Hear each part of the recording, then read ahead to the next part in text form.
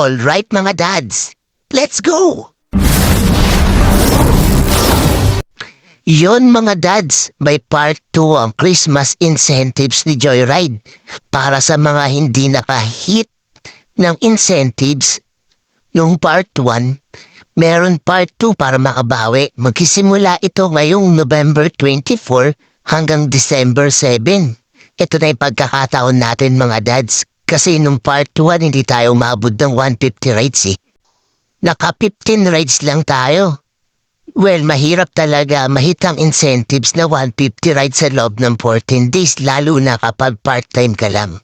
Pero yung mga naka full-time dyan, sigurado sobra-sobra ang biyahe niyan. Kaya congrats mga dad sa mga nakahit ng incentives noong part 1. Kaya tara, bumakbak na tayo para makuha na natin yung 150 rides. Let's go!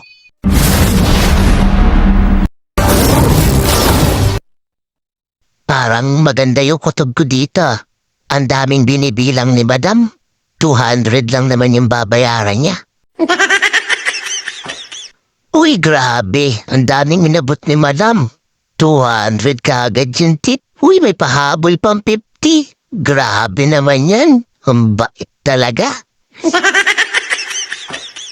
Sayang lang mga dads, walang audio yung video natin. Nakalimutan ko kasi saksap yung internal mic natin eh. Wala tuloy audio.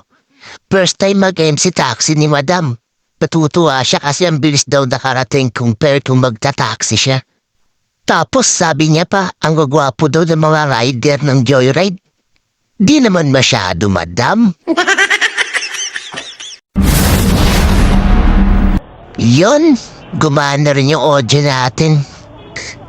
Sayang, kaso tahimik yung pasahero natin eh.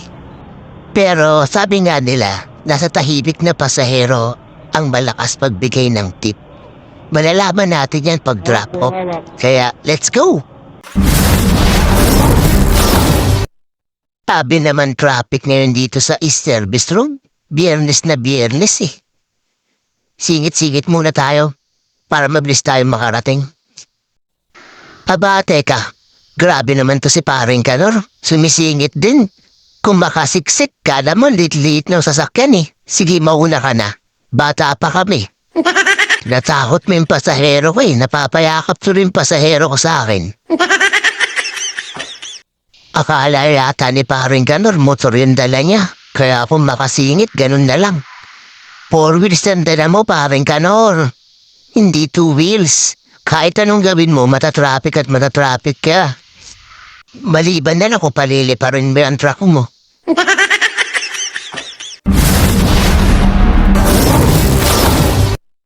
Ay, nakarating din sa wakas. Grabe yung traffic na dinaanan namin. Pang malakasan. Yun no? Sakto yung bayad lang ni Madam. Pero parang maganda yung kutob ko saglit nga. Parang may maganda pang mangyayari sabi na nga ba may pa 100 pa si Madam eh. Swerte nga naman talaga. Nasa magagandang tahimik na customer talaga ang magandang magbigay ng tip. Panalo. Boundary na agad.